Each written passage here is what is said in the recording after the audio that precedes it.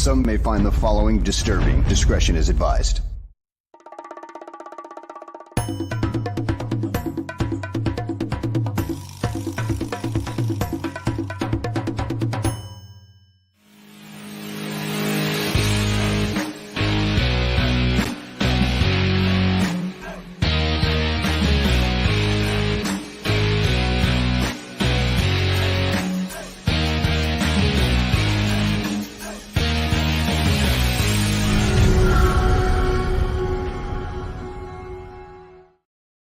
Welcome, everyone, to a freshly minted edition of GTF Gabriel Talks Football. My name is Aldo Gandia.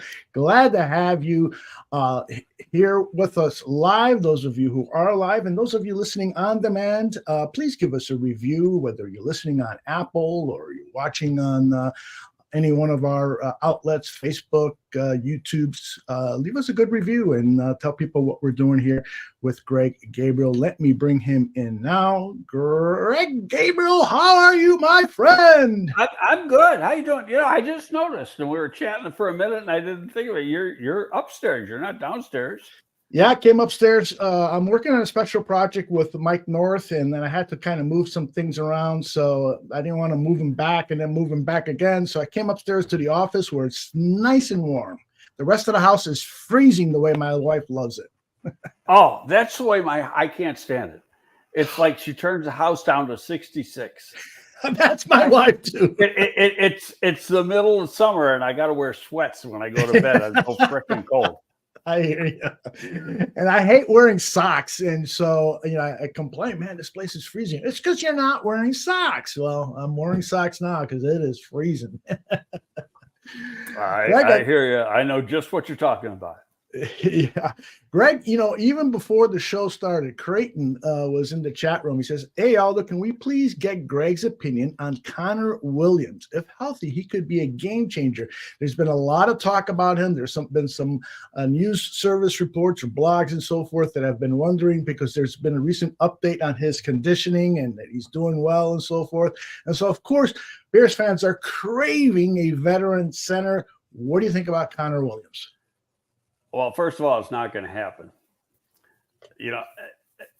This comes out like every other week, and the Bears, the front office and the coaching staff are very happy with the two players they have. Mm-hmm. Okay. Now, with the Connor Williams thing, he's coming off an ACL, and it was a pretty bad injury from what I understand. But the way I took that, Schefter came out with the other day, he said, well, I think he'd be ready to play by the time of the season, and a lot of teams are interested. Well, I took that, to me, that was an advertisement for, please call, it's getting near the season, and I don't have a job yet. Wow. So I took it totally different because that's what agents do this time of the year. Right. They plant stories. But any Bears fan that thinks Connor Williams is going to be a Chicago Bear is dreaming. It's not going to happen. First of all, he's going to want a lot of money, and the Bears don't have a lot of money.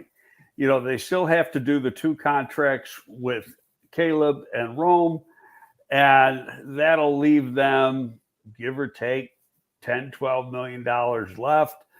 Probably going to bring in another veteran. You got to have about $7 million to go into the season.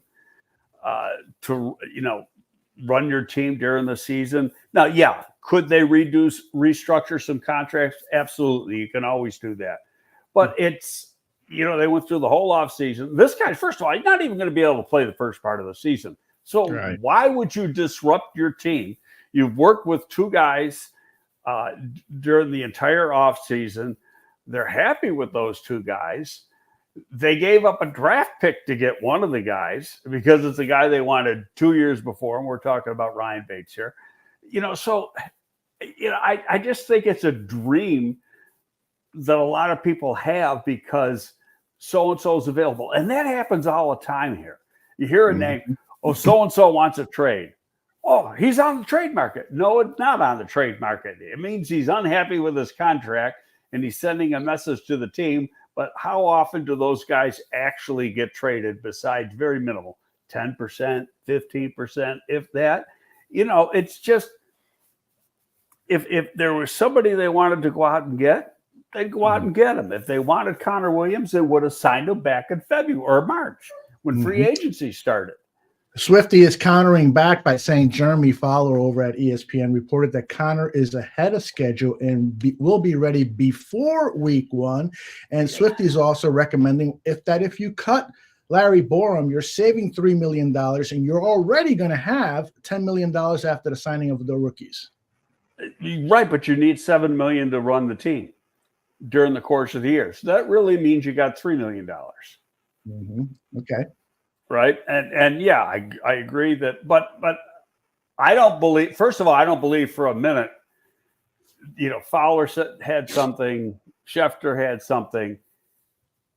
That's the agent putting out to the insiders, please, my guy doesn't have a job. He wants a job.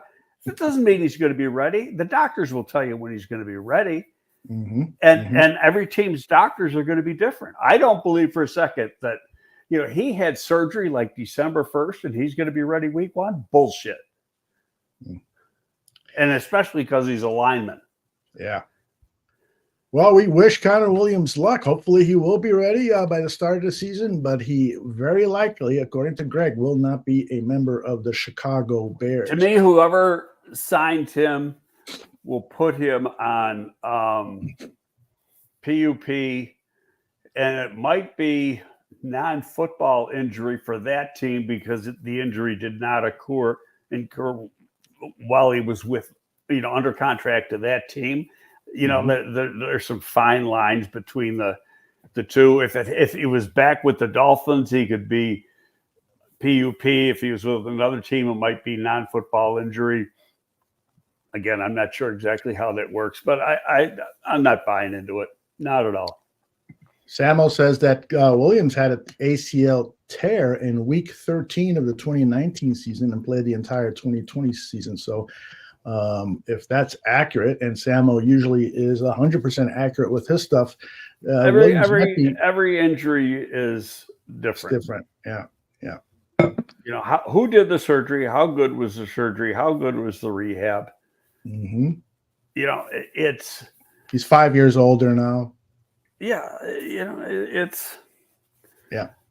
and when you're talking to guys at 2, if he's had 2 ACLs, now is it both legs or the same leg? That plays into it too. So in other words, it's a medical question, and the insiders can say whatever the hell they want, but the people with the final decision are going to be your medical staff. Exactly.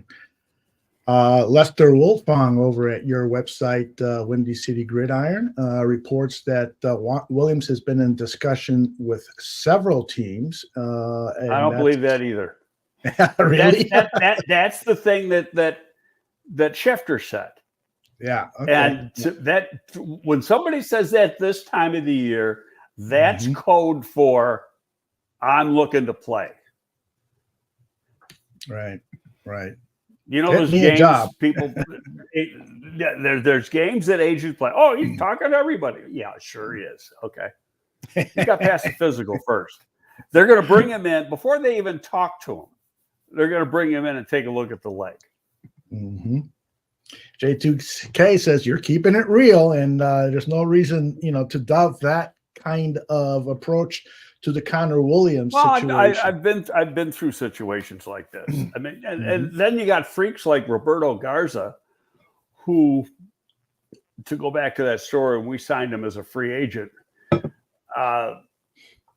He was with Atlanta, tore an ACL, had a cadaver ACL put in, or an ACL from a cadaver put in, and then, played that next season.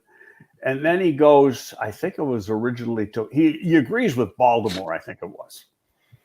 And he goes up there to have the physical. They flunk him on the physical. That no ACL at all in that knee. The ACL that they took from a cadaver and put in his leg disintegrated. Wow. So we brought him in. We did some testing. And it turns out, I mean, he's a genetic freak. Mhm. And his leg flexibility and his leg strength, his quadricep strength, his hamstring strength, etc., was just so good that they thought, well, we'll give it a go. And he played a number of years here. Without it, he never got hurt. But, you know, he's the freak of it. You know, I mean, just because that happened to him, and that was 20 years ago. Amazing. Yeah, and as you say, you know, every player, every injury is different, so it's very difficult to predict these things. I'm not going to ask for a prediction on when Caleb Williams and Rob Odunze are going to sign their first-round contracts, but I will ask you this: at what point should fans be concerned that they're not officially signed, sealed, and delivered? What day do rookies report? The 16th of July? Mm-hmm. The 16th of July. Yeah, you definitely want him signed by then when he's and actually it's the day veterans report, which is the 19th, 3 days later. The more rookie orientation for those 3 days. But it's you know, review of the thing. I don't think number 2 has already been signed. Daniels has been signed. You got the basis of the contract. It's slotted. It's basically exactly when is some of the stuff paid. It should not be a big deal to get it done. Does he have somebody in his camp that is certified to be an NFL agent to do it? His dad can't do it. His accountant can't do it. His attorney can't do it. Now, reportedly, back at the combine, they hired an agent who happens to be an excellent friend of mine, and the very first agent I ever met in 1984, Tony Agnone, who was Michael Strahan's agent. Ton of guys with the Giants, but he was like George Young's adopted son. So I got to know. Very first guy I met, we're really good friends, and Tony's semi-retired now. He's in his 70s. But there was report that they brought him on as a consultant, associate, whatever, but, you know, not as an agent, so to speak. And I think there was something in The Athletic just recently, because Eric Duracker, who works for Windy City, he sent something to me about it. Tony is qualified. He was signed on as an advisor. So Tony is qualified to do the contract. So he could. And Tony is a good guy to deal with. Like any agent, he could be a tough negotiator. Will he be the guy? I would assume he's going to be the guy, but I don't know that for sure. Mm-hmm. You know, and you know, but it'll get done. Rome will get done. You know, everything we've seen from Caleb through the off-season program since he's been drafted is that he wants to be here. He wants to get it done. He wants to be, you know, it doesn't strike me as a guy that's going to hold out. You know, and he knows how important it is for him to be here. In fact, did you see, there was a show, I saw it advertised, so I signed up for Roku yesterday to watch it. It was like The Pick is In. It just came out. It's strictly on Roku. It's an hour and a half long, but it goes through a bunch of the draft, a good part of the first round, including both Bears picks and, you know, some more down the line. And then it even goes into the fourth round when the Bears took the punter. So, but it's worth your hour and a half of time to watch. I watched it yesterday, and it's done by NFL Films. It's the second year they've done it. And some of the stuff we've seen, because it came from the Bears video, you know, like when they drafted Rome. The punter, they had Jeff Shiver call him, and that was on the Bears website. That was all in this thing. Okay, so they're basically collecting footage that has been shot for teams' websites and putting it all together. I got to tell you, NFL Films, they must have hired a lot of new people because they are very busy. They're churning out the programming. Their Hard Knocks during the last part of the season is going to cover all 4. I think it's AFC South, AFC North, or something. North. Okay, so they're it's Pittsburgh, Cleveland, that group. Yeah, Pittsburgh, really Cleveland, Cincinnati, Baltimore. I think. I mean it's a good division. Mm-hmm, indeed. Evie has an interesting question here, concern about the way contracts are going. And she asks, when will the NFL step in to restrict some of these high dollar contracts, or will they, Greg? I mean, you and I have talked, they already have a socialistic type system when it comes to paying salaries out, or the NFL teams divvying out. In all honesty, Evie, can they? That's illegal. It is illegal, yes. Yeah.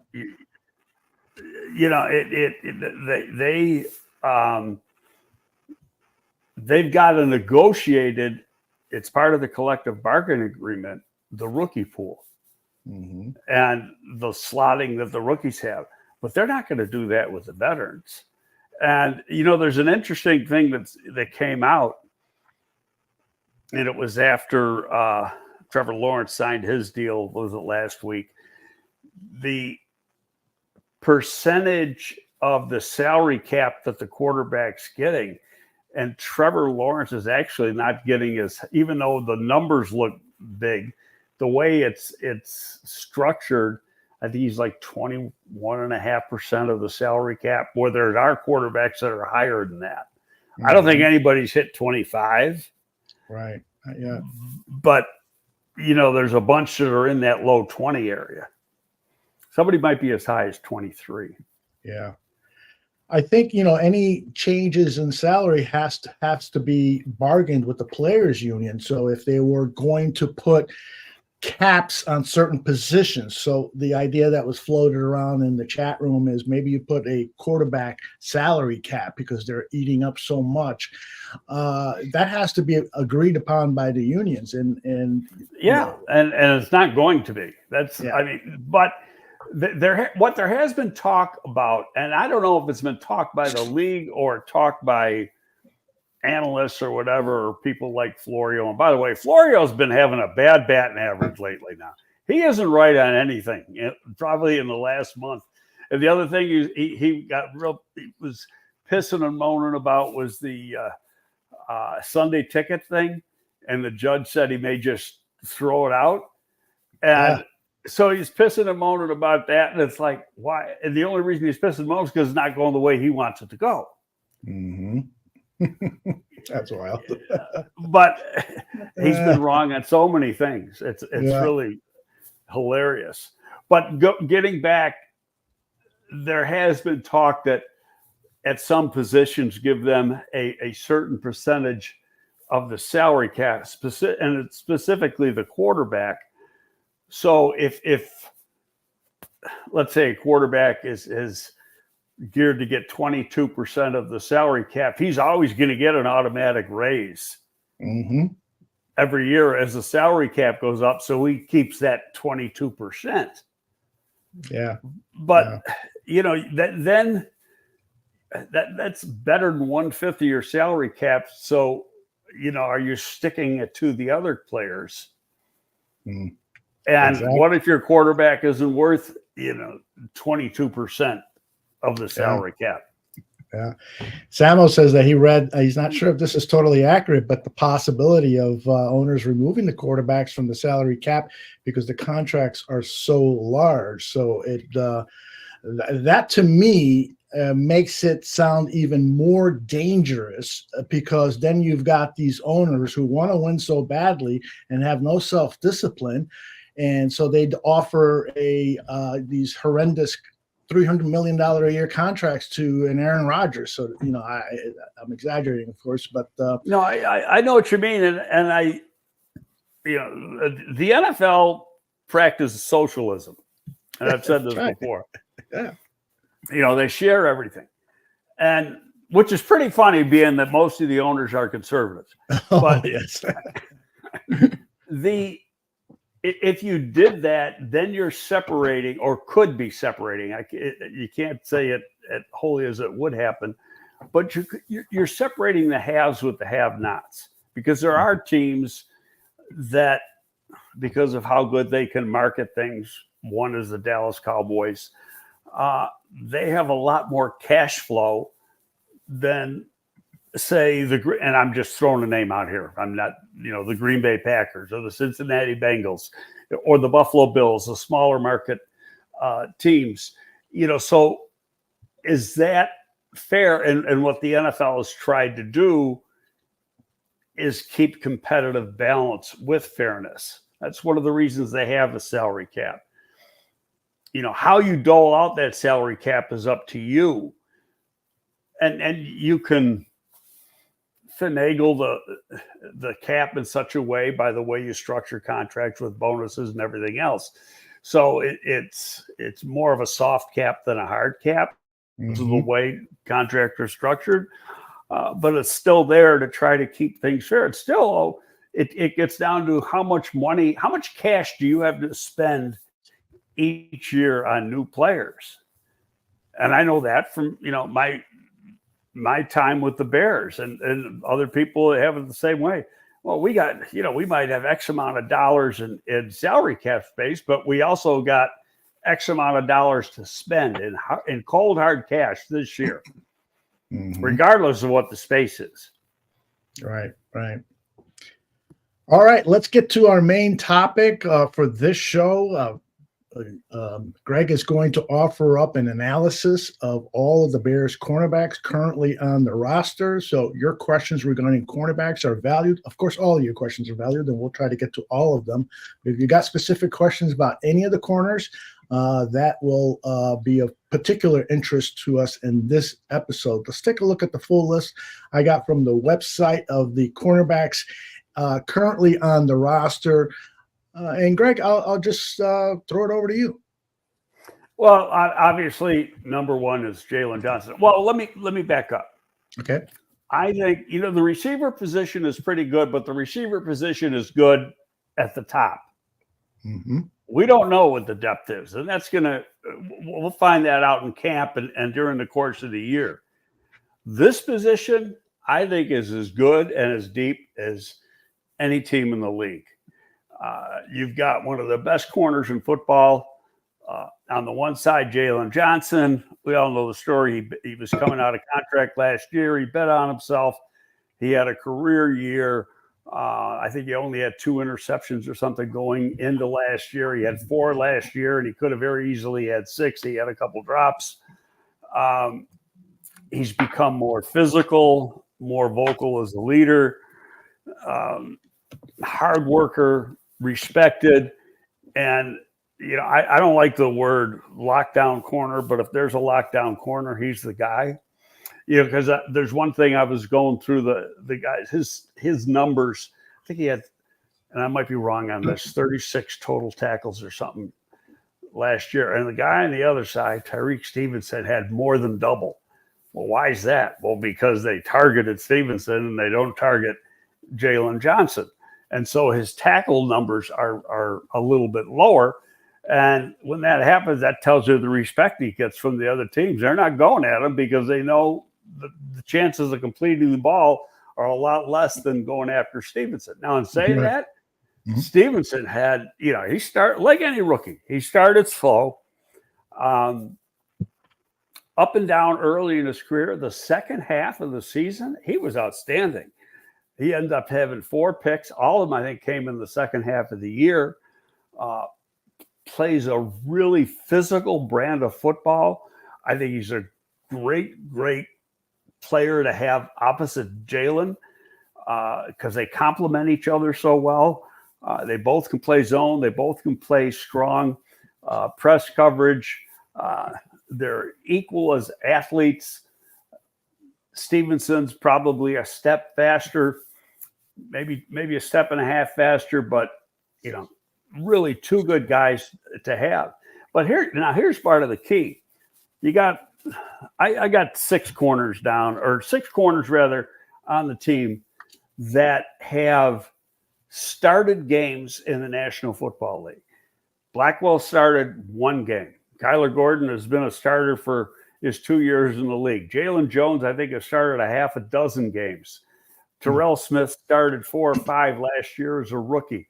Greg Stroman has started about a half a dozen games since he's been in the league. And he's the oldest guy, and he's only 28. He'll be, 28 throughout the season, just turned 28. So not only is it a very talented group, it's a young group. And you've got, the outside guys are Johnson, Stevenson, Jalen Jones, Terrell Smith. And Terrell Smith was a steal for a 5th-round pick. I thought I had a 3rd-round grade on him. He's tall. He's real fast. He was a 4.41 guy, very, very explosive, can jump out of the building. Was by far the best corner at the East-West Shrine game a year ago. He had a play when some guys were down last year. He had a start, I think, 4 or 5 games last year, played really well. Best footballs in front of him. I think with Jalen Jones and Terrell Smith, you got 2 really strong backups that if they got to play, you're dropping down a little bit like you are with any backup, but they're good enough to be starting for other teams. That's my opinion of how talented they are. Sure. Then you got, the slot, and here the slot's different. The slot, he's got to be a tough guy. He's got to be strong. And you got Kyler Gordon, who they drafted to be the slot because he's got that toughness and that physicality to him. He's got the suddenness to cover the smaller, quick slot receivers and the size to cover the bigger slot receivers.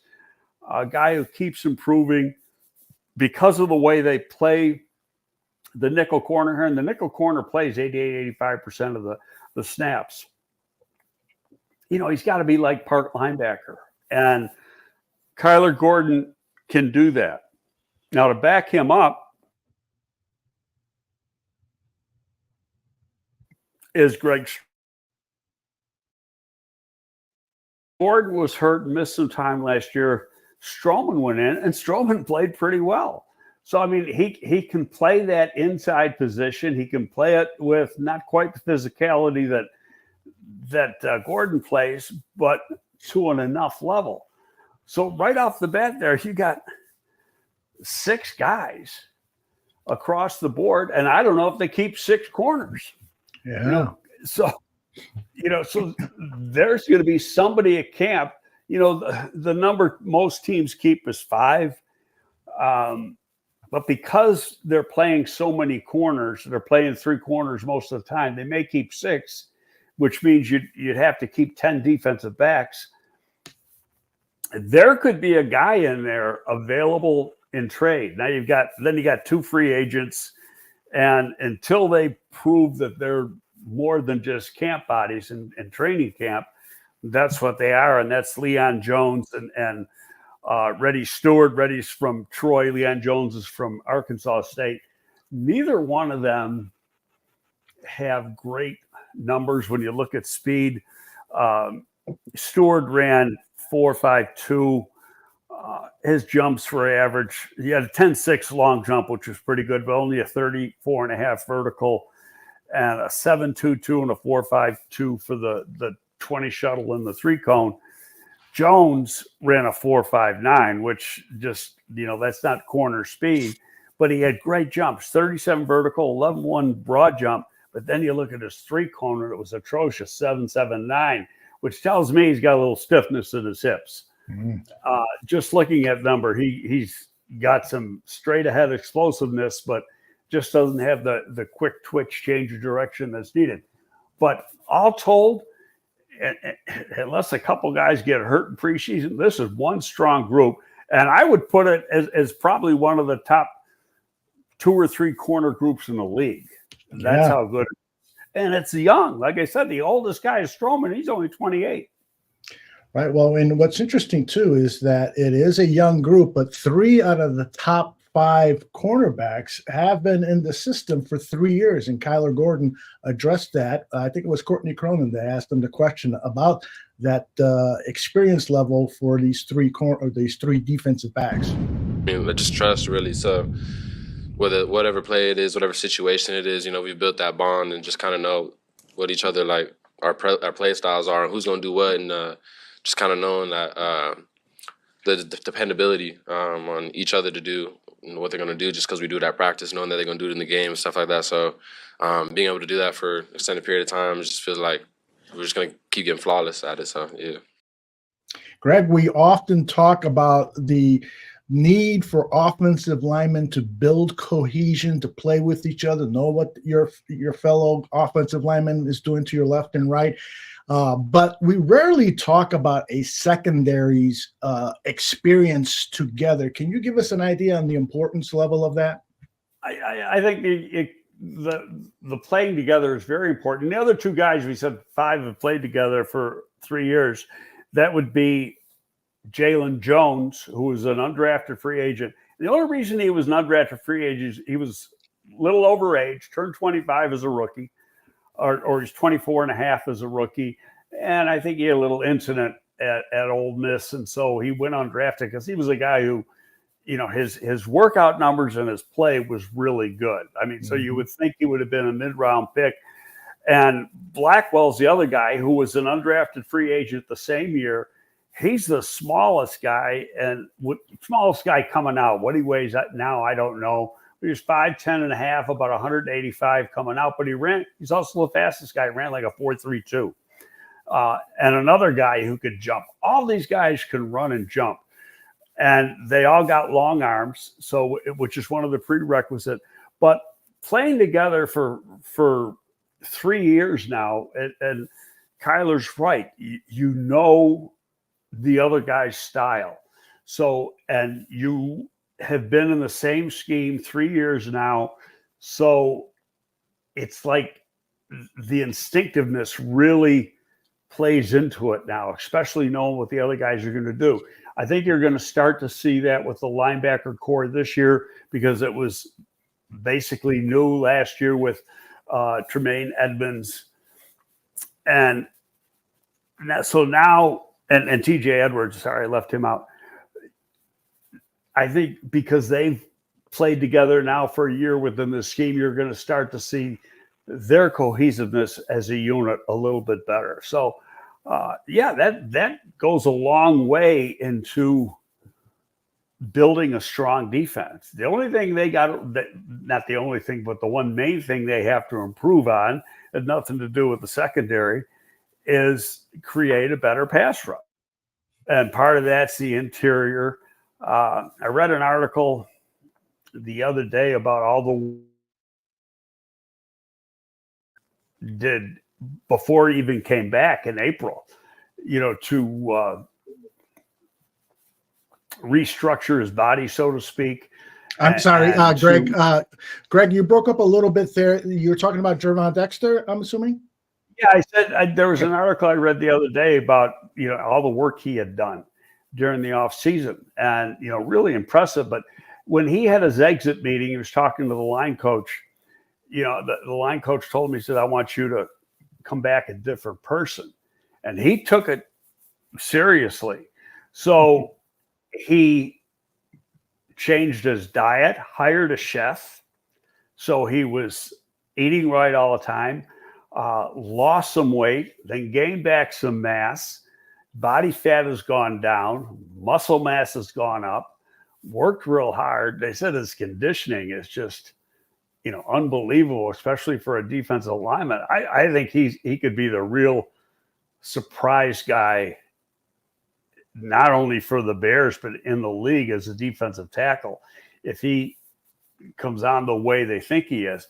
The only thing I know we're supposed to be talking DBs, but what nobody's said a word about is Pickens. What has Zach Pickens done? Did he do similar? But the higher pick was Kyler Gordon, or was Gervon Dexter, and so and the way he reshaped his body was obvious to everybody. So I'm wondering, and I put it this way: if I was at a presser, I'd ask the question, but I wish somebody would ask the question: what's the thought process on Zach Pickens? Has he taken a step like Gervon Dexter has? Yeah, because that will be so big if we can get more help with that interior pass rush. Greg, a couple of interesting thoughts from our followers here in the chat. First, K asks, if Bears keep 6 cornerbacks, I could see a few of them filling in at safety in a pinch. And then just a few minutes later, J2K asks you what is the possibility that Terrell Smith could be moved to safety? He's so talented to be a fourth stringer, in his opinion. Well, in my opinion, he's the fourth corner, but he's the third outside corner. Mm-hmm. So he's the first guy off the bench to play outside. Some of these guys, they're outside guys and inside guys. And I don't think Terrell can play inside. I don't know if he's practiced at it or not, but he's predominantly an outside corner. You got to have special traits, especially in this scheme, to be able to play as a slot corner. Now, having said all that, John Hoke's the defensive back coach, and John is a good friend of mine. He was here on Lovey's staff. And the question, you should ask John that question because he might rip your head off. And because I've had those conversations with John when we were both working here. And he said, where you just look at it and say, oh, it's easy. Let's move Terrell Smith to safety. He said, it's a huge change, not a minimal change. And the reason being is a corner is playing basically a quarter of the field. His side of the field, his section, not even half the field, but his side of the field, his section, be it zone or press man, where a safety is playing the whole field. And he sees the game, the two positions see the game entirely differently. And so he goes, it's not an easy transformation to do for any player. And they've got to be really special. They got to be very intelligent. They got to be very instinctive to make that transition. And so knowing that and knowing how he thinks, I don't know if I can see them saying, okay, let's just have a guy learn both positions. Now, we'll do the safeties next week, but you got Brisker and you brought in the other guy this year from Philadelphia, forming to Tennessee. And he, that's a pretty strong duo. And then you brought in the other guy, I can't think of his name now, from Green Bay, who was a starter the last 2 years at Green Bay. Lucas Patrick? No, Lucas Patrick was a center. The safety that brought in Green Bay. Yeah. Jonathan Owens. Yes.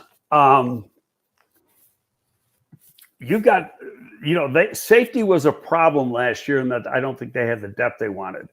And Jonathan Owens brings in the depth, and we'll get into those guys next week. But it's to move Terrell. I don't. Could it happen? Yes. Will it happen? Well, right now with the two guys you got starting, he isn't going to start there, so he's a backup either way. So why are you going to move him? Well, I wouldn't be at all surprised if he got some practice time at the safety position or one of those cornerbacks, so that they want versatility so much in today's NFL, and so to give guys, but some of them, and here's where I'll argue with it. Okay. Now Terrell's got the size to play inside. Those other guys don't. Tyreek Stevenson does, but he's a corner. Why are you going to take him off the corner? When I personally feel that he could be a Pro Bowl level corner himself. The way he played the second half of the season. Yeah. So, but when you look at Jalen Jones, Blackwell, Stroman, those guys aren't safeties. Those guys are corners. You know, when you look at their size, physicality, etc., safety's got to be really physical players, especially in this defense.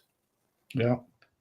Yeah, you know, and with the interchangeable roles of today's safety, free safety has to play strong safety and vice versa, there's just so much more to learn. And so it's a challenge. I would agree with Hope that, you know, they see the field differently. There's so many different responsibilities. It's tough to make those Yeah, moves. they did make a change. We'll get into this next week, but they've gone from free and strong to left and right. Mm-hmm. Which means they're both playing free and they're both playing strong. Yeah. And it can help disguise coverages a lot more.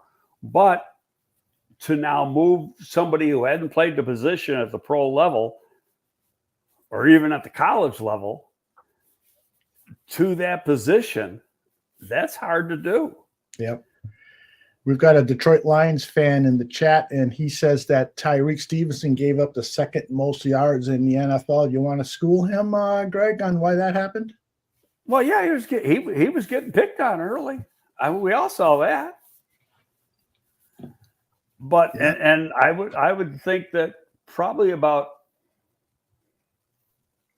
60% of those yards, 65% of those yards came in the first half of the season. Because the second half of the season, he was a totally different player. And I mentioned in tackle, like Tyreek Stevenson had something like 80 tackles. And Jalen Johnson had 36. And why is that? Because they were going after Tyreek Stevenson. They weren't going after Jalen Johnson. And why were they going after him? He was a rookie. Exactly. And you know, here's what we tell the Lions fan. They just drafted a rookie in the first round. Look out, motherfucker.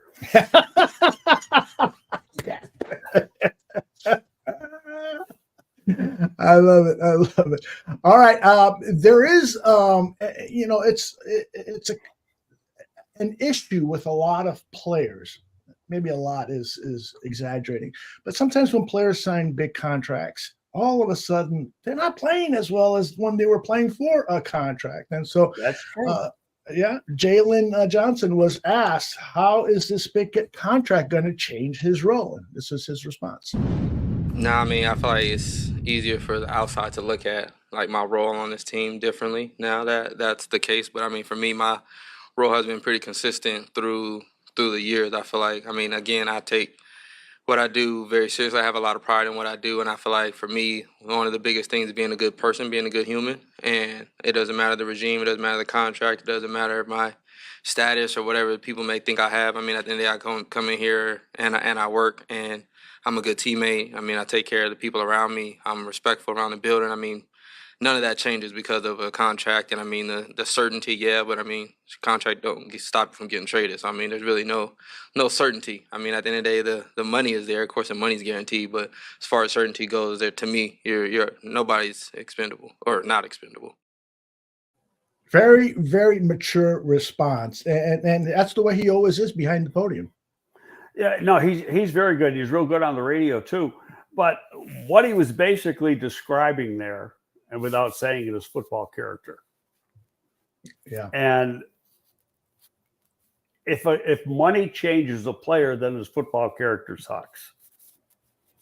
And because the money shouldn't have anything to do with the football character. Football character is your passion for the game, your work ethic, your desire to be a great player. And so if those things go away, that means they weren't strong to begin with. And that you're playing for the money. And if you're playing for the money, where'd you go, Aldo? You disappeared. I'm here. There he is. Yeah, we had a little break up there with our signal. So the last thing I heard was if he's playing for the money, then I missed the rest of it, Greg. Yeah, if you're playing for the money, it shows. You know, the players know about it, the coaches know about it. you don't play with that intensity level. You know, what I said, if you missed part of it, what he was explaining really without using the word is football character. Mm-hmm. And, Yeah. you know, the main components of football character are passion for the game, work ethic, desire to be a great player. You know, if you get the contract and those things fall off, then you never had good football character to begin with. Yeah, exactly. Levante Rogers just joined us a little while ago, and he asked this question. Greg, what are your thoughts on Tyreek Stevenson? Does he have the potential to become a cornerback one? Well, he's not going to be a cornerback one here. Right. But yeah, I wrote up in Windy City the corners the other day. I think it came out yesterday. I wrote it the day before. That he's got, in my opinion, based on what he did, how he took it. You know, a lot of players take a jump from that big jump in year 2. He took the jump in year 1 from the first half of the season to the second half of the season. And that showed me a lot. I think he's got Pro Bowl type potential. Now, you only can have 4 Pro Bowl corners, and there's some pretty good corners in the league. That doesn't mean he's going to get voted to the Pro Bowl, especially if you got the other guy going. But he can be that kind of player, that level of a player. So, yeah, for another team, he could be a corner one. He's not going to be here. But so what? I mean, you know, if you got 2 ones, what's wrong with that? They got 2 wide receivers right here in Keenan Allen and DJ Moore. Yeah, indeed. You know, do you foresee that the Bears, we were talking about Terrell Smith as the number 4 cornerback on this team. Do you foresee that the Bears are going to play these dime packages where all 4 of those quarterbacks are going to be on the field? Yeah, if you're going up against 4 wides, and you don't trust the man coverage ability of Byard or Brisker, right, to be able to match up against one of those guys, you know, in a one-on-one situation. So yeah, you could go to a dime situation where you're really going to be playing with 6 defensive backs, 4 corners and 2 safeties. Right. And you're going to be taking out one of your 2 linebackers. And in this division where you've got at Green Bay, you've got Josh Jacobs, and with the Detroit Lions, you've got David Montgomery, and of course the speedy Jahmyr Gibbs, and the Minnesota Vikings number 1 running back now. I'm forgetting who that is, but my point is that you need good tackling cornerbacks, obviously. This cornerback group, how do you value them as playing against the run? I think they're a pretty good group. Their physicality, their tackling ability. Put it this way, there's no cowards in that group. Yeah, that's good to hear.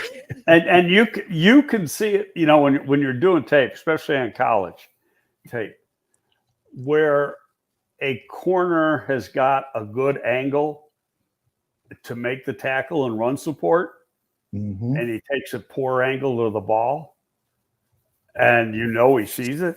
So, you know, it's like this guy doesn't relish contact. He might be able to, have good cover skills. One thing we noticed, at least when I was here, and I would hope it's still the same, that money has a way of turning some of those cowards into being non-cowards. Because they want to earn a living. And so they know they got to hit. But still, and we can use Eddie Jackson. He wasn't a corner as a safety, but Eddie was never a big hitter. Now, he had some games where he had a couple big hits. But overall, he not that he turned it down, but Eddie wasn't the guy who was going to come up and smack you in the face. Yeah, right. Greg, I always love to give players the benefit of the doubt. I remember, years ago, some of our guys here at the Barroom Network were really picking on a couple of the Bears cornerbacks for not tackling. And even Eddie Jackson, of course, everyone knows that he was reluctant to face ball carriers head on. And sometimes, I feel like perhaps these guys are just hurting. Their bodies have taken a whipping, and they could be out there playing with a bad collarbone or bad shoulder, what have you. In your experience in being inside so many NFL locker rooms and stuff, have you ever noticed that a player was out there playing at less than 100%, and perhaps his performance, particularly in the tackling area, was affected? Well, if it's going to affect your team, you can't play him. Sometimes if he's there, Well, I get what you're saying, and you might not have a good enough backup, which obviously means your depth's not good enough, but you still gotta have the ability to stop the play. And so, is he a little bit weaker at it, or is he turning it down? Because if he's turning it down, I don't even want him on the team. There you go. Yeah. That's part of the game. You got to strike some people. But when I'm grading DBs, I'm big on that. Whether they're willing support guys, what kind of tackle are they? You look at them. Some guys that just throw their body, and so they're really getting hit like right in here when they throw their body, but they don't square up, hit face up, and wrap up. Well, those guys are going to have more broken tackles or missed tackles really than tackles made, because they won't use proper technique. Yeah. And that tells me a little bit, and I downgrade guys for that, because it tells me that, they don't like that physical part of the game. And it is a part. Now, is it as big a part with corners as it is with safeties? No, safety's got to be physical. But in this particular scheme, and these guys do it pretty good, they got to support the run. If they don't support the run, they aren't going to be here. I can tell you that right now. I mean, that's one of the prerequisite things to do. And when I was there and we were running the same scheme, our corners were hitters. Charles Tillman, Nate Vasher, those guys would hit you now. Yes. Great to see. Absolutely. Love those physical cornerbacks. Greg and Jim, I'm going to get to your question shortly here. I want to ask Greg continuation of, he just said when he is scouting cornerbacks, what other things are kind of at the top of the list when you're looking at the tape on a cornerback that you're looking for? Can you give us like a real quick tutorial of what a scout is looking for? Well, I'm going to back up a little bit on that. Okay. You can't downgrade a guy because you don't see him necessarily doing the things in coverage that you'd like to see him do, or what he's going to do as a pro, because that may be their scheme at the college. Mm-hmm. It might be he might be playing for a team that's a predominantly zone team, and so you're not seeing him play press coverage. Well, you can't downgrade him for that. The way you write your report is he doesn't do it, and because nobody on the team does it. So, but you got to. When I was young, I would upgrade guys if they were good press guys, and wasn't thinking, and it was really wrong on my part, wasn't thinking that much about the zone part of the game, when the zone part of the game is equally important, because your teams play as much zone as they do man. Depending on the scheme, it could be 50-50. So they've got to be in zone. You got to be aware. You got to be instinctive. You got to keep good position. You've got to have very good receiver awareness.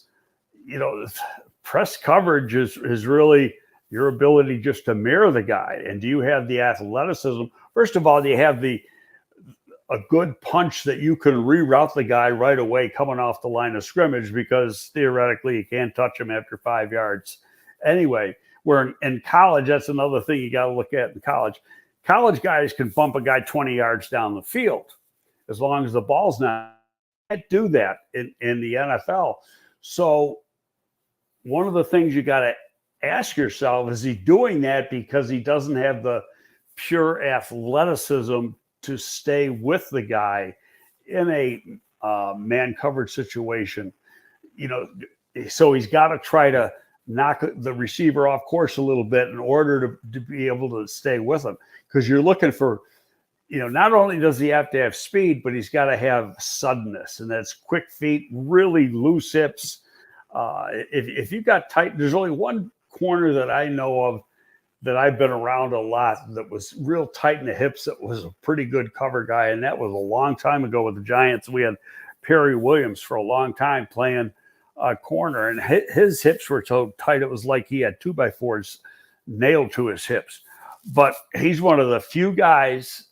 He was also a 4-3 guy, so he could recover real quickly, but he didn't have that fluidity in his hips. So there's just a lot of that little stuff, the quick feet, the ability to turn without losing a step, your footwork. I always look at transition. Does he take extra steps when he goes from back pedal to closing? Does he take extra steps at the top of the pedal before he starts to close, or he can do it in one swift motion? Those are, because in the NFL, things happen that quickly. You've got to be able to transition from back pedal to going forward just like that. Mm-hmm.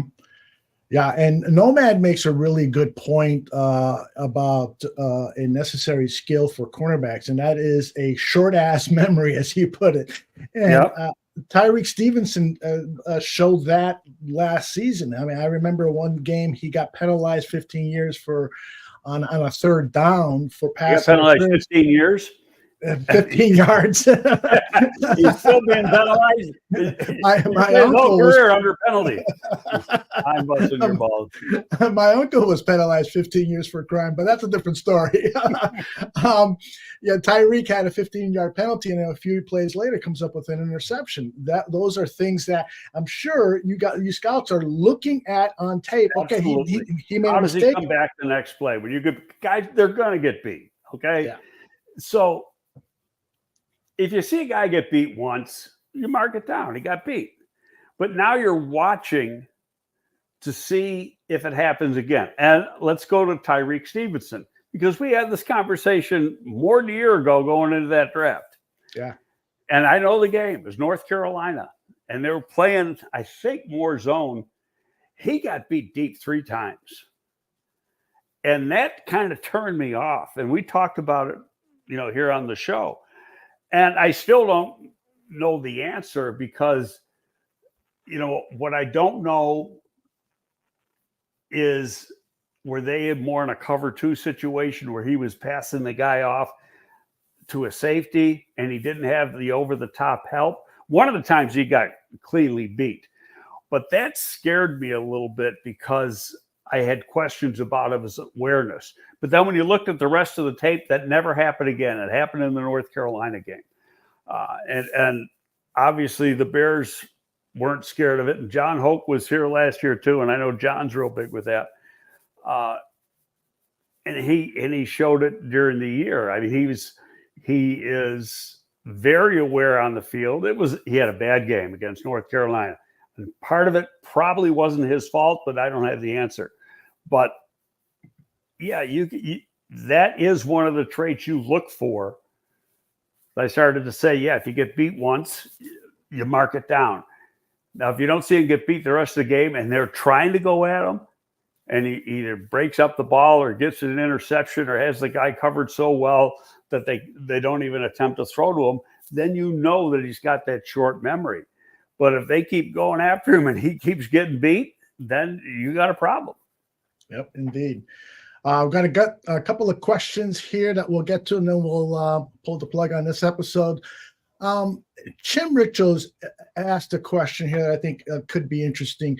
Jalen Johnson last year admitted that he had a sex addiction problem that he got help for. So he asked, is he more concerned about sex than he is football? I'm gonna rephrase that.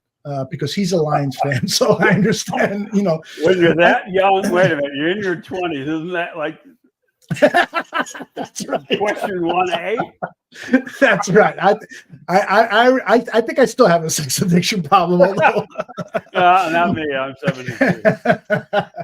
but I think that the question is right. I mean, clearly the Chicago Bears have had conversations with him about this. He's talked about it publicly, so I'm sure that the Bears have privately talked with him about that to make sure that he is recovering from this and that it doesn't become an issue, particularly now that they're paying him guaranteed millions and millions of dollars. So I asked, they got people in the building to handle that. Yeah, right. They have psychiatrists, Player development people, and yeah, okay. That's the first person the player goes to. And then if you need outside professionals beyond that, then they're going to get them that help, being whatever it is, and I got to say one thing, because I remember the presser and we were all like, did he just say that? And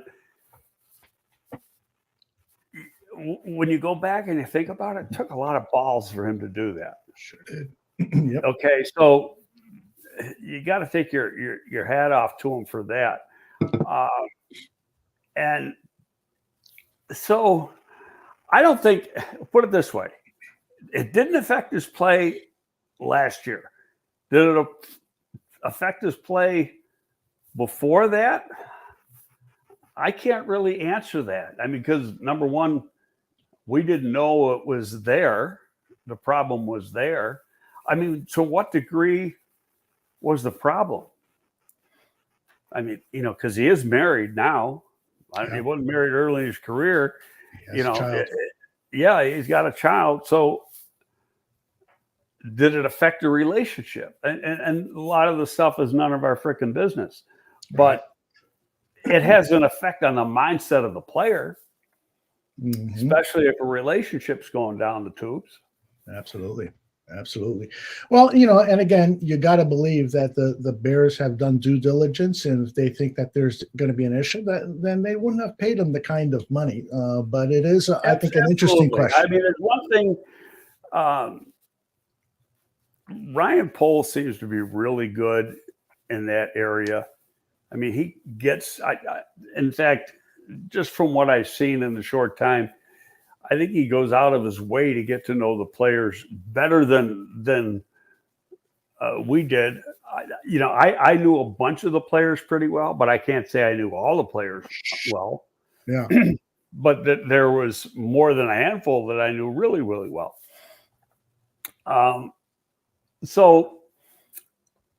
But in Ryan's case, and I'm throwing a dart at the wall here. He seems to know, make sure he knows all of them.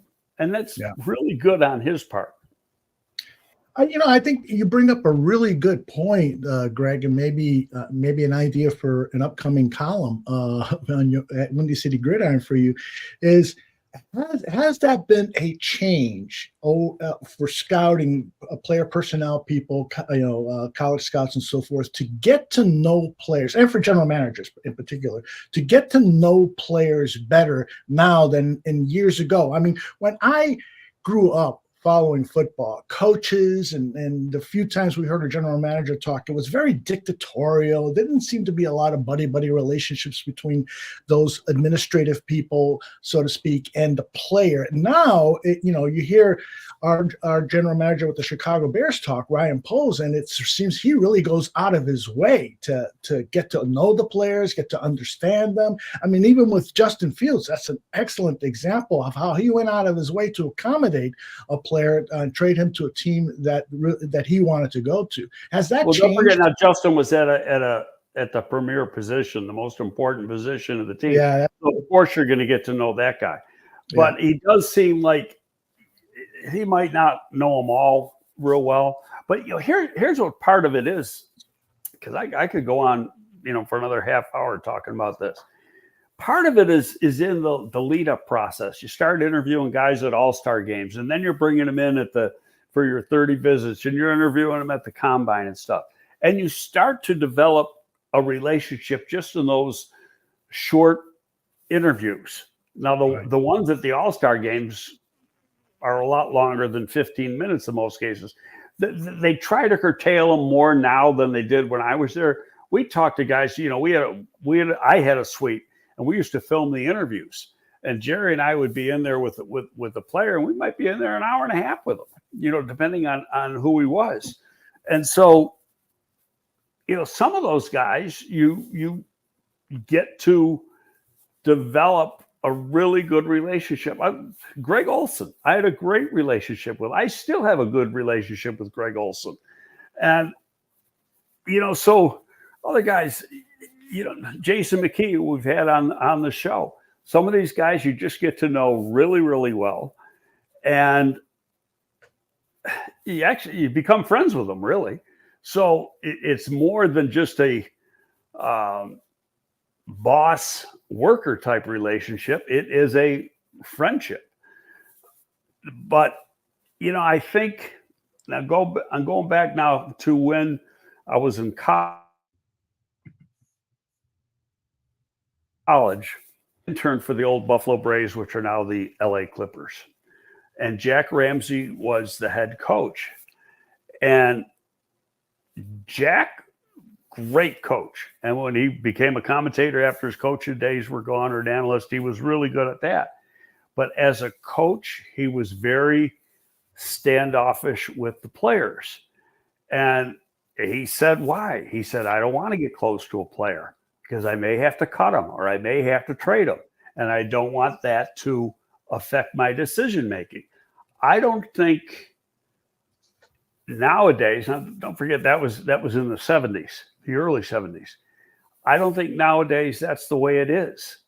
You got to do what's right for the team, but then it turns into a situation like Ryan Poles had with Justin Fields, and that, okay, it may be a little bit of, I might be able to get more from Team A, but Team A isn't going to be the best situation for Justin, so I'm sending him to Pittsburgh.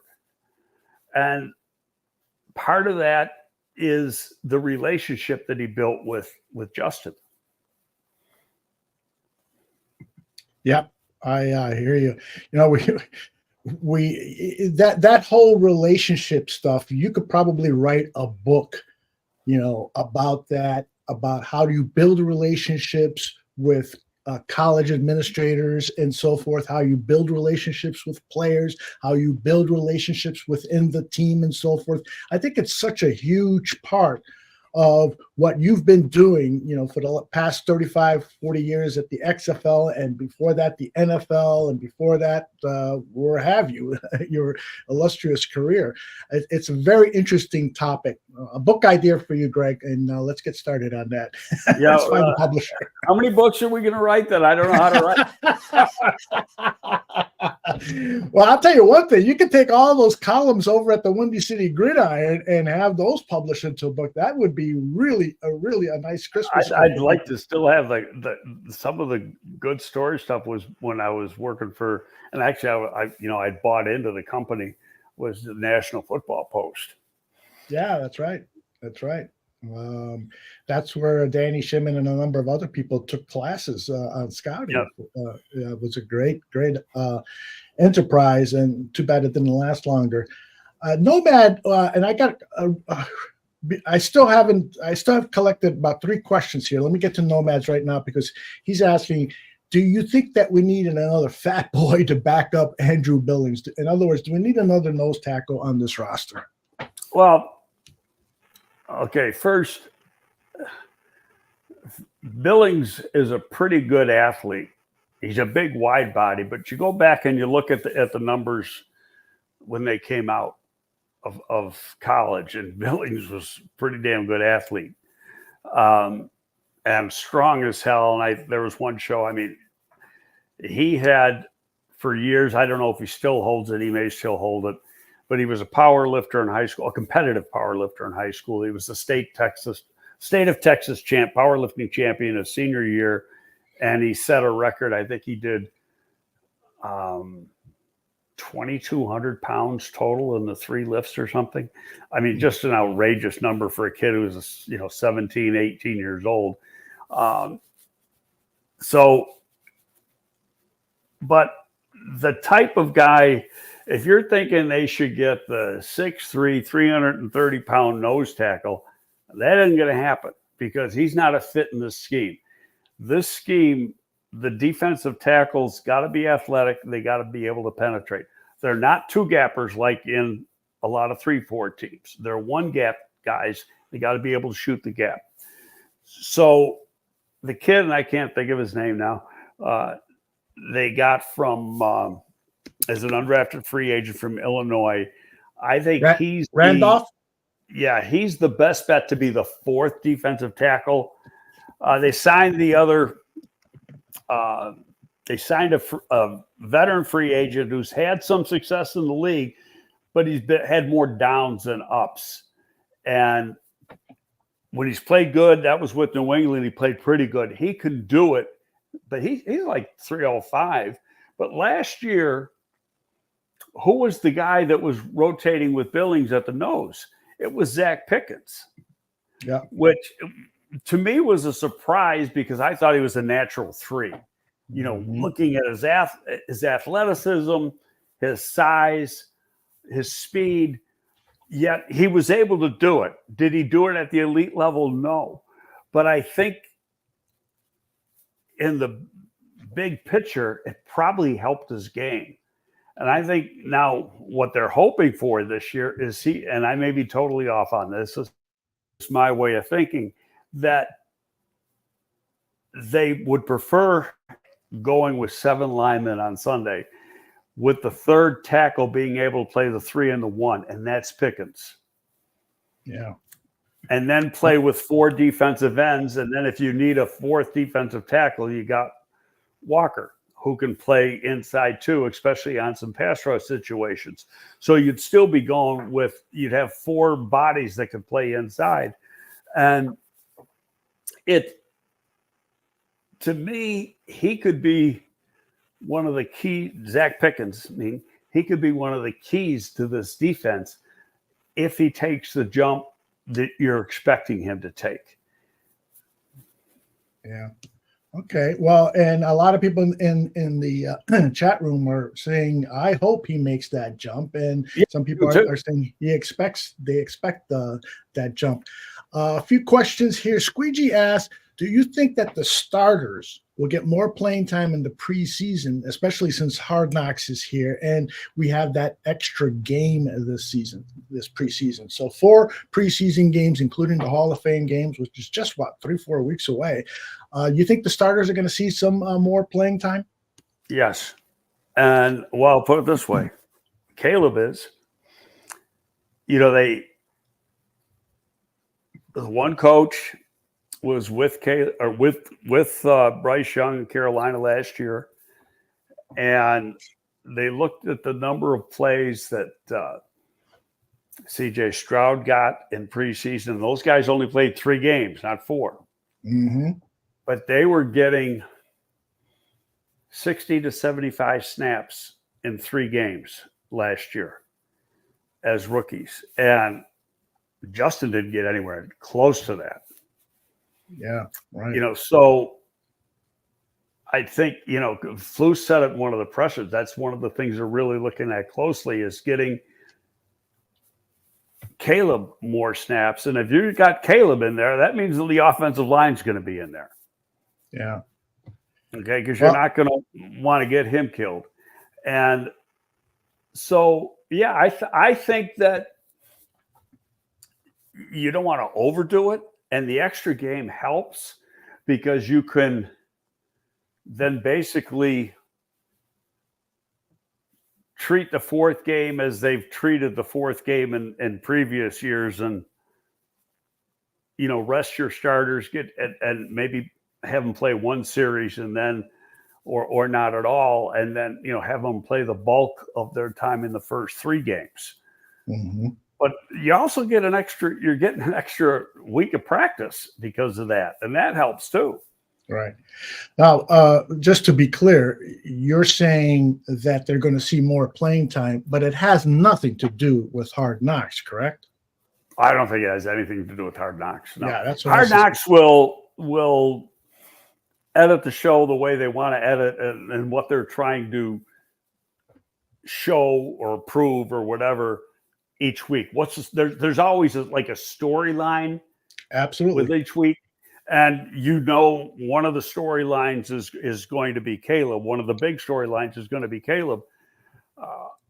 In previous years, they've had a lot of emphasis on maybe one of the assistants. Yeah. Because he was a colorful personality. I'll be honest with you, I don't know if there's a colorful personality among this group of assistants. Hightower is the one I keep hearing, the special teams coach. Right. And, and speaking of Hightower, Eric Galco, who we've had on here, and he runs the East-West game. Yeah. Eric said he was outstanding. He was the head coach of one of the teams at the East-West. Right. Eric said he was outstanding. Yeah. So, that could very well. And actually highlighting him could get him a head coaching job.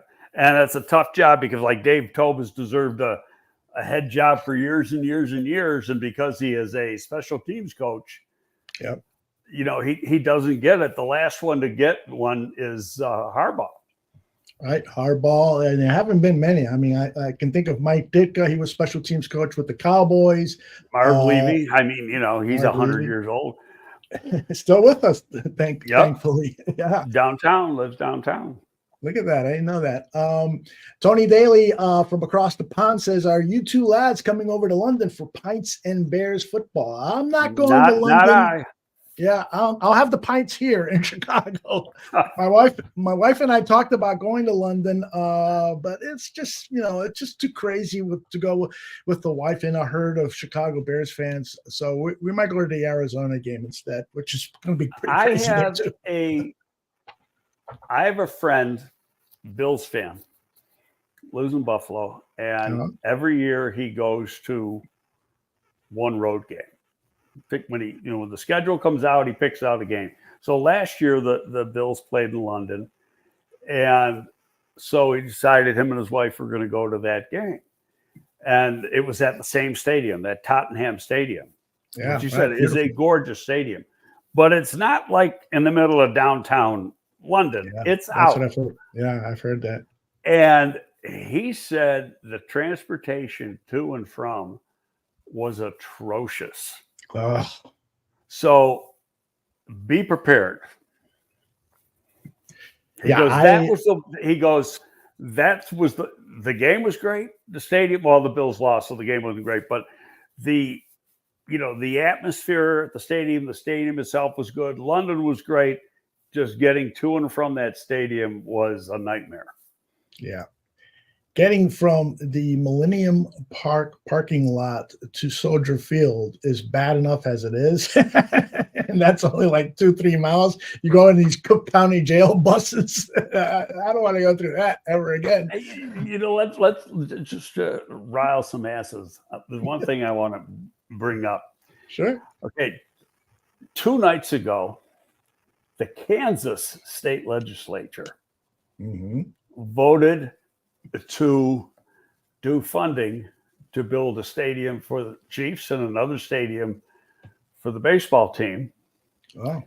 And to get them to move from the Missouri side of Kansas City to the Kansas side of Kansas City. Okay, because they're having a tough time getting money in Missouri. And the state legislature in Kansas is actually majority Republican. A lot of times they're against stuff like that, but they're doing it. They're very, very creative. It's not costing taxpayers any money. They're issuing bonds, so people buy bonds. Right. And there's some taxes on, hotel and casino taxes, things like that they're having, but they're not charging the population more property taxes or anything increases. It's a creative way of doing it. Well, why the hell can't they do that in the state of Illinois? Sure. Why can't they issue, why can't they issue bonds You buy when you buy bond, you're investing. It's got a certain interest rate attached to it. You can sell that bond whenever you want. You don't have to hold. The original buyer of the bond doesn't have to hold on to it. They're traded just like stocks.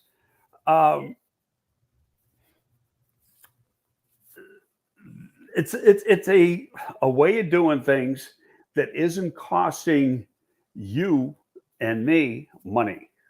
Right. Exactly. Yeah. And I think that there has been some talk about that here in Illinois, but there's so many more hurdles. So, for instance, rebuilding a stadium on the lakefront, you've got all these organizations, Friends of the Park and other conservation groups. They're just going to really, they got to protect the birds and stuff. So they're just going to really stop that from happening. And but I agree with you regarding tax situation. There are creative ways to go about that, and hopefully the Bears will get that done soon. But it's interesting how Kansas, both a football and baseball stadium, the government there approved. That's wild. Yeah. Now there's no agreement for the two teams, the NFL team and the Major League Baseball team, to go over to the other side of the state line, which really, if you've ever been to Kansas City, we're talking like going across the street. Yeah, right. I mean, when I used to stay or used to go to University of Kansas, and I used to stay in Kansas City, but it was Overland Park. And Overland Park is actually on the Kansas side, not on the Missouri side. And Tobe lives in Kansas. Tobe lived, down the street from where I used to stay. So, I mean, like I say, it's all the same part. It's all the same city. Just one part of the city is in one state. The other part of the city is in the other state.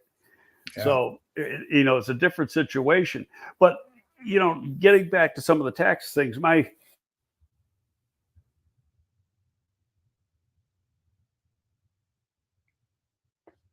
he got here on a Sunday. That he played at a tournament at Olympia Field on a Monday, and he's got no ACL in one leg, and his knee swells up. So he puts CBD and some other stuff on that, some ointments that he gets. So he had to go to the local dispensary in Waukegan to get some of this stuff.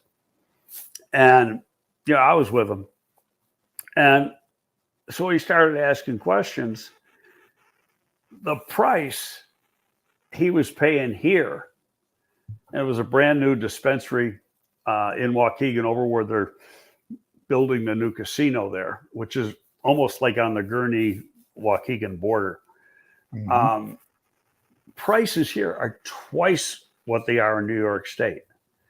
And so he said, why is this? This is what I pay in New York State. Yeah. At a dispensary. And he goes, taxes.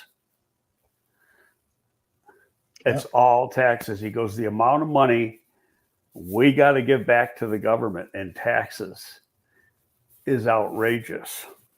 Yeah. Which is, typical for the state of Illinois. But hell, you got all these people buying dope. Have the dope smokers pay for the stadium. I'll go buy some dope right now. If that helps. A lot of people in the chat room are volunteering. I'll go buy some dope. Nomad was trying to sell some body parts for a trip to London. So. I was on Nomad show last week. We had a good time. Oh, great. So you were on Nomad show last week. You were on the Willis Twin Towers show last Friday. Last week. Any other shows? Last week. I got later today I'm taping it at 4:30 with NBC Chicago, Sports Chicago. Awesome. Great show. Yeah, it's about that football show they do, Talking Devon. Okay, excellent. Football night in Chicago. It plays at 6 p.m. Central, and then it's available on YouTube. They're taping because I'm not going downtown. I said, I'm not driving downtown to do 15 minutes. That's 90-mile round trip. Absolutely. Well, it would have been nice to see you on the set, but they'll tape that and put it into the show. Yeah. And so it's on for tonight's episode? I think they're doing it tonight. I know we're taping it at 4:30. Okay. We'll be looking for it. Outstanding. That's our show for today. Willis Towers are back tomorrow at 7 p.m. I think weekend sports betting tips before that. And then we've got a special, somebody big just died with Mike North eulogizing the great, who was it that just passed away? Willie Mays. The great. What? Any thoughts on Willie Mays, Greg? I wish I saw him play. I saw him play on TV a lot. I'm that old that all those guys, Mickey Mantle, Willie Mays, all those guys were in their prime when I was growing up. Yeah, I went to a Mets-Cubs game in 68 or 69 and saw Willie play, but I don't actually remember him playing in the game. I don't think he was in the lineup, but I've done a lot of research on Willie Mays because as a kid growing up, that's the name you kept hearing. And so I'd go to the library, read up on Willie and stuff. What a super sensational man and baseball player. Absolutely. Mike North will eulogize him tomorrow, Friday at, let's see, I think it's at 8 p.m. live here on the Barroom Network. Best way to stay on top of stuff is subscribe. Greg, you are the absolute best. This was one of my favorite shows. You offered up a clinic on scouting, your evaluation of the cornerback group, and the promise of doing so next week with the safeties. Can't wait for it, brother. Okay, buddy. We'll see you next week, I think, Monday, right? Monday works for me. Yeah, because Tuesday is the cleaning crew comes in there, and who the hell knows what time they come. Tell them to stop by my house too. Well, they tell. Last perfect example. Last week, we'll be there at 9:30. Okay. 12:15. They walked up, knocked on the door. I just think. That's a funny 9:30 to me. It's Mexico City. When I was working for the Giants, we used to do that. We're supposed to have a meeting. We'd start meetings like promptly at 8 o'clock and be 8:10. And Whitey Walsh, who's now retired, he'd go, "When's that 8 o'clock meeting start?" I love it.